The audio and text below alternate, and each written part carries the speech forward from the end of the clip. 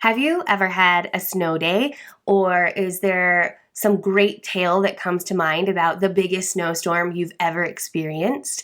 Or maybe you're like me and you heard stories of how your parents walked a mile to school in the snow, uphill, both ways. Growing up, I heard that one a lot. Everyone has their own version of snow stories, except maybe if you're in a place where it doesn't snow at all.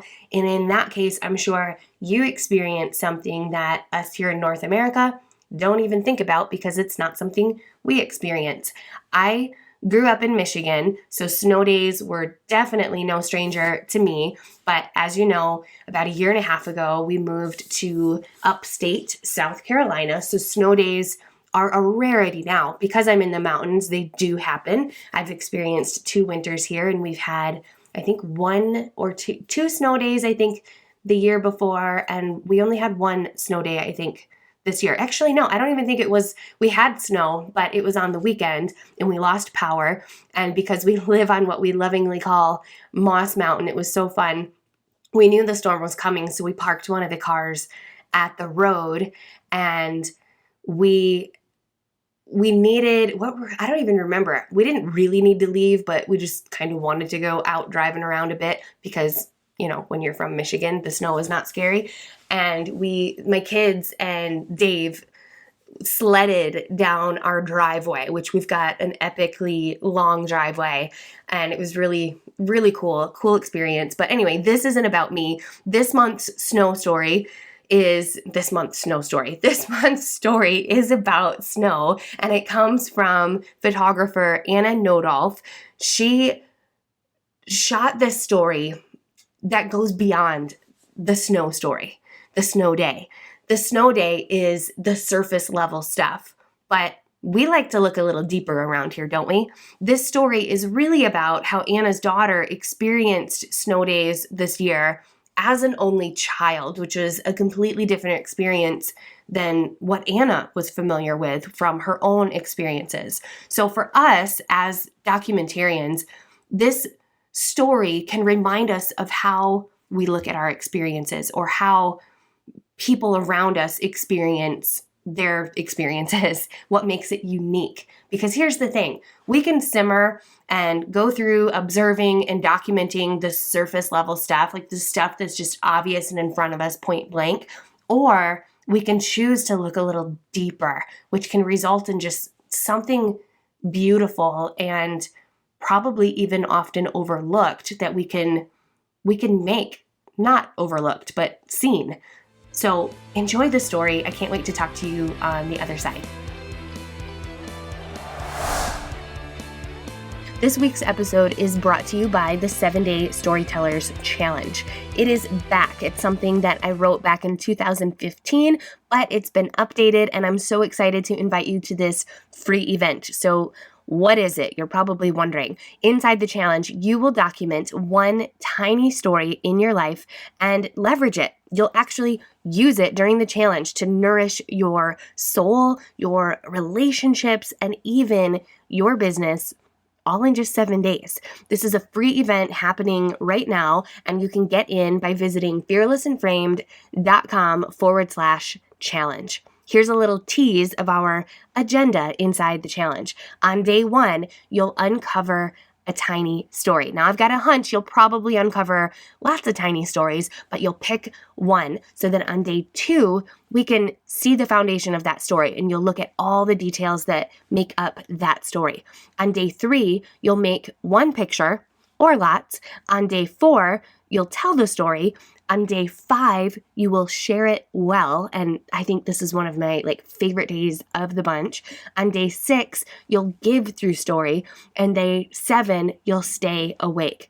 Now, grab your spot right now, document an important story of your life this month, something that you may never have even noticed without the guidance of this challenge. And if you're a photographer, you might not even pick up your camera for this challenge. So if that's not intriguing, I don't know what is. Either way, get involved, get inside this thing, fearlessandframed.com/challenge. It was the biggest snow we'd had in 70 years, guys. 70 years. This is the stuff, the substance that childhood memories are made of. I can just hear her now as an adult looking back. It was the winter of 2019 when I was 7 years old. The fact that she'll have pictures to support these memories makes me so happy. I mean, the whole point, right?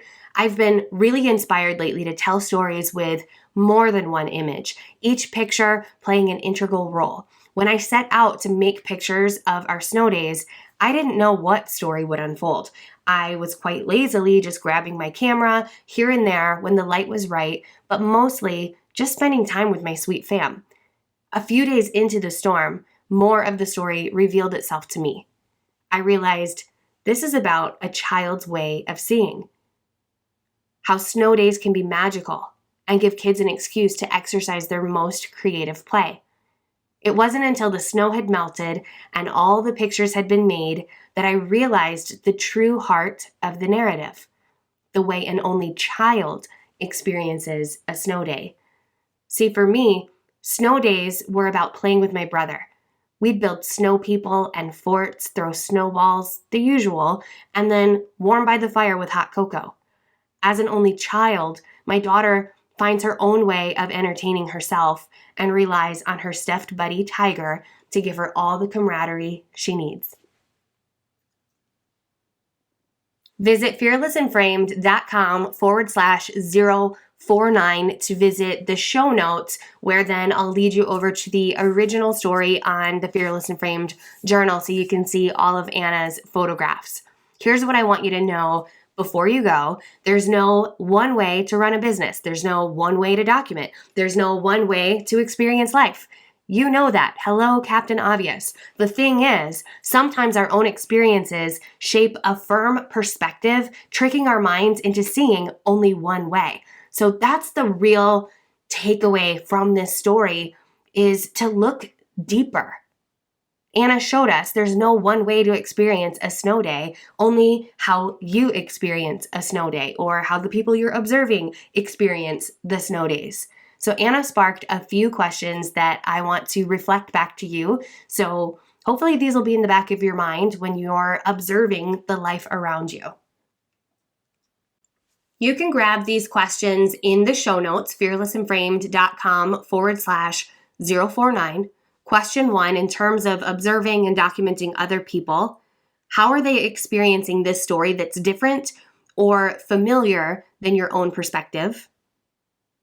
Question 2, now kind of looking at your own stories and experiences, you could ask, how am I experiencing this that's probably different or familiar to other people? Question 3, how am I experiencing this that's different or the same than what my original expectation was? And question 4, what's unique about you or who you're documenting that makes their experience what it is? In today's story, it was that Anna's daughter is an only child experiencing snow days. So it wasn't about the snow days, it was about the way her daughter experienced them. Maybe it's as simple as how your kid experiences doing their homework or how they get to school, what their life looks like at the bus stop or in the drop-off line and pickup line. Or maybe it's how your partner shows up as a partner. Maybe it's some sort of a reflection of their upbringing or of your relationship or something else completely different and unique to them that I wouldn't even think to look at. Maybe it's the story of why you live where you live, how you experience your home that maybe others wouldn't, but your unique perspective makes your experience different. So a little example on that, Moss Mountain has a whole story that you wouldn't see just by looking on the surface of photographs of my literal home and property and even inside the four walls we live in. So how can you take the stories you're documenting and your unique interaction with them a little bit deeper to reveal just a little bit more of the story than what's on the surface? I hope this episode was illuminating for you, and next week You are gonna love next week's episode. Oh my goodness. I was like, pinch me when this guest said yes. I didn't really think she would, but she did. It's Melissa Casera, who is a professional screenwriter and PR and marketing strategist. And we talk about so much goodness around storytelling and just connecting with your audience. So I know you're gonna love it. It's episode 50. And until then, stay fearless. Have a wonderful week.